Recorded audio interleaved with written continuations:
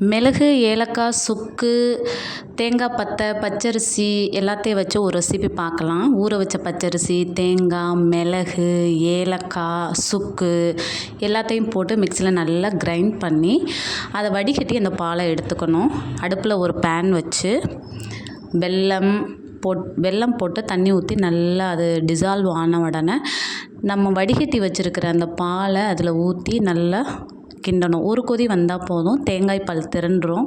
அதனால் ஒரு கொதி வந்தோடனே நல்லா சூடு தட்டினோன்னே இறக்கி கிளாஸ் கண்டெய்னரில் இல்லைன்னா டம்ளரில் எதுலையாவது ஊற்றி அது மேலே லைட்டாக தேங்காய் துருவல் தூவி சர்வ் பண்ணிங்கன்னா ஹாட்டாக குடித்தா தொண்டைக்கு இதமாக இருக்கும், சளி எல்லாம் கரைஞ்சிரும். இதை ட்ரை பண்ணுங்கள். உங்கள் வீட்டில் கிட்ஸு, பெரியவங்க யாருனாலும் இதை குடிக்கலாம். காலையில் எழுந்திரிச்சு இதை ட்ரை பண்ணிங்கன்னா ரொம்ப ரொம்ப சூப்பராக இருக்கும். சளியும் உங்களுக்கு இல்லாமல் போயிடும். இதை ட்ரை பண்ணுங்கள். Thank you guys.